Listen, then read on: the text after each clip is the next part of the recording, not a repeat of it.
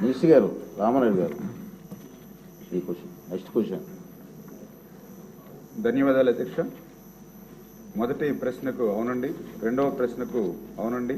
సాంకేతిక సలహా కమిటీ ద్వారా ఖరారు చేసిన విధంగా సవరించిన నీటి విడుదలతో ఎర్రకాలువ ఆధునీకరణ ప్రతిపాదనను రూపొందించడం అనేది.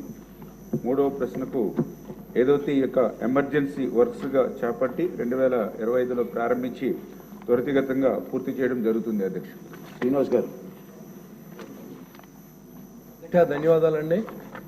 యాక్చువల్గా ఈ ఎర్రకాలువ వల్ల ప్రతి సంవత్సరం కొన్ని వేల ఎకరాలు ముప్పుకు గురవుతుంది అధ్యక్ష. తాడేపల్లిగూడెం, నిడదవోలు, తణుకు 3 కాన్స్టిట్యున్సీలో బాగా ఎఫెక్ట్ ఉంటుంది అధ్యక్ష. మరి ప్రతి వరదలు వచ్చినప్పుడు కూడా మనం ఎంతో కొంత సహాయాన్ని అందించడం, రైతుల కళ్ళనీళ్ళు తోడుతుంది తప్ప శాశ్వతంగా పరిష్కారం ఎప్పుడు జరగలేదు అధ్యక్ష.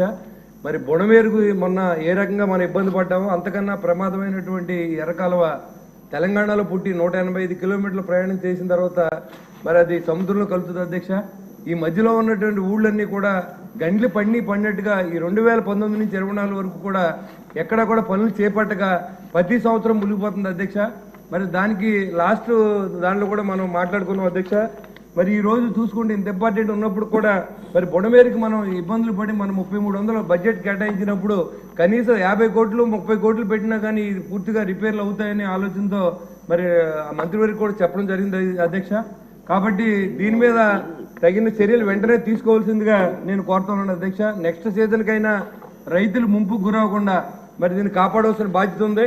అంతేకాకుండా మొన్న 2 సార్లు వరద వచ్చినప్పుడు ఫస్ట్సారి 25 కోట్ల రూపాయలు రైతులకు మనం ఇస్తానని హామీ ఇచ్చే అధ్యక్ష.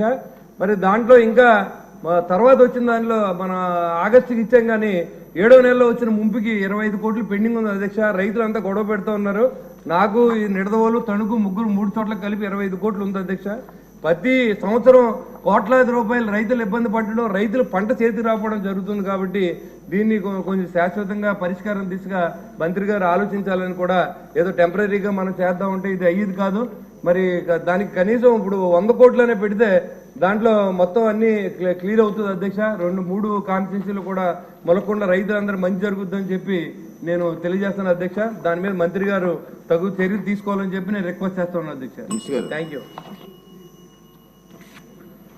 ఏదైతే ఎర్రకాలువ మరి తెలంగాణ కొత్తగూడెం నుంచి ప్రారంభమై 185 కిలోమీటర్లు అంటే ఎగువన ఎర్రకాలువ గాను దిగువన యనమదురు డ్రైన్ గాను పిలువబడేటువంటి ఈ యొక్క కాలువ ఏదైతే ఉందో పర్టికులర్గా ఈ యొక్క 95 కిలోమీటరు అనంతపల్లి బ్రిడ్జి దగ్గర నుండి నందమూరి అక్వడేట్ వరకు, అదేవిధంగా నందమూరి అక్వడేట్ దిగువన అంటే ఏదైతే నిడదవోలు, తాడేపల్లిగూడెం, తణుకు ప్రాంతాల్లో తీవ్రమైనటువంటి నష్టం ఈ ఎర్రకాలువ వరదల వల్ల జరుగుతున్నట్టు మాట వాస్తవం అధ్యక్ష. అందుచేతే గతంలో 2014లో ఆ రోజు ఉన్నటువంటి తెలుగుదేశం ప్రభుత్వం ఈ ఎర్రకాలువ యొక్క వరద నష్టాన్ని గుర్తించే పర్టికులర్గా అనంతపల్లి బ్రిడ్జి నుంచి నందమూరి అక్వడేట్ వరకు కూడా ఈ ఎర్రకాలువ నీటి సామర్థ్యం ఏదైతే ఉందో కేవలం ఇది 6,000 క్యూసెక్కులు మాత్రమే ఉంటే దాన్ని దృష్టిలో పెట్టుకుని 20,250 క్యూసెక్కులకి పెంచాలని చెప్పేసి ఆ రోజు చంద్రబాబు నాయుడు గారు నిర్ణయం తీసుకోవడమే కాదు, ఆ రోజు 2015లో 69 జీవోను కూడా విడుదల చేసి 143 కోట్ల రూపాయలకు అనుమతులు ఇచ్చి ఆ రోజు తెలుగుదేశం ప్రభుత్వం ఈ యొక్క ఎర్రకాలువ ఆధునీకరణ పనులు చేపట్టడం జరిగింది అధ్యక్ష. 2018 సంవత్సరానికి వచ్చే సమయానికి దగ్గర 80 నుండి 90% ఈ యొక్క ఆధునీకరణ పనులు పూర్తవుతున్నటువంటి దశలో 2018 ఆగస్టు నెలలో మరి తీవ్రమైనటువంటి తుఫాను ప్రభావం వల్ల ఆ రోజు ఏదైతే 150 నుంచి 410 మిల్లీమీటర్లు ఒక్క రోజులోనే ఎర్రకాలువ నదీ పరివాహక ప్రాంతంలో పడడం ద్వారా 1,00,000 క్యూసెక్కులకు పైగా నీరు మరి ఏదైతే పర్టికులర్గా ఎర్రకాలువ మరియు దాని ఉపవాగులు ఏవైతే పులివాగు, బైనేరు, జల్లేరు, పొగొండ ఏదైతే ఇవన్నీ పొంగి ఆ రోజు ఈ యొక్క గట్ల మీద ప్రవహించి దగ్గర 98 ప్రాంతాల్లో గండ్లు కూడా పడి తీవ్రంగా ఆ రోజు 2018లో నష్టపోయినటువంటి పరిస్థితి అధ్యక్ష.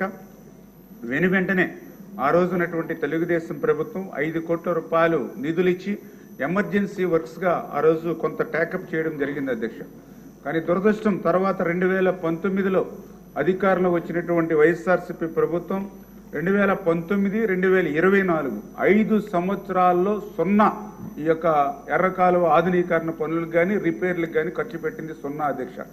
నేను ఎందుకు చెప్తున్నానంటే ఈ మాట ఏదైతే 2014, 2019 5 సంవత్సరాల్లో మనం 52 కోట్ల రూపాయలు ఖర్చు పెడితే వీళ్ళు కనీసం 1% కాదు కదా, మరి కనీసం 0లో ఉండిపోయినటువంటి పరిస్థితి అధ్యక్ష. అందుకే ఏదైతే మొన్న మనం అధికారంలోకి వచ్చిన తర్వాత మొన్న ఏదైతే జూలై నెలలో వచ్చినటువంటి వర్షాలను కూడా దృష్టిలో పెట్టుకుని ఆ రోజు ముఖ్యమంత్రి గారు ఇచ్చినటువంటి ఆదేశాల ప్రకారం ఏదైతే ఆ రోజు అచ్చెన్నాయుడు గారు, అనిత గారు, పార్థసారథి గారు, నేను నలుగురు కూడా ఈ ప్రాంతంలో పర్యటించడం జరిగింది అధ్యక్ష. దాని ద్వారా కూడా ఒక నివేదిక కూడా తీసుకున్నాం. ఏదైతే 98 ప్రాంతాల్లో దెబ్బతిన్నట్టుగా గట్లు, అదేవిధంగా ఏదైతే check dams, single line bridges, offtake sluices, low level causeway bridges, Tummalagandi check dam, Ramaraju Cotton dam ఇవన్నీ కూడా ఈ నివేదికని కూడా తీసుకున్నాం అధ్యక్ష.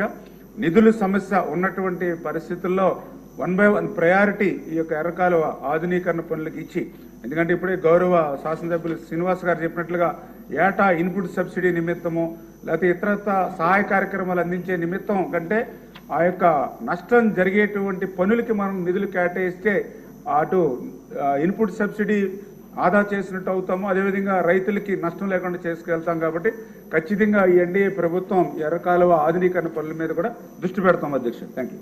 నెక్స్ట్ క్వశ్చన్ 164 మానవ వనరుల శాఖ మంత్రి.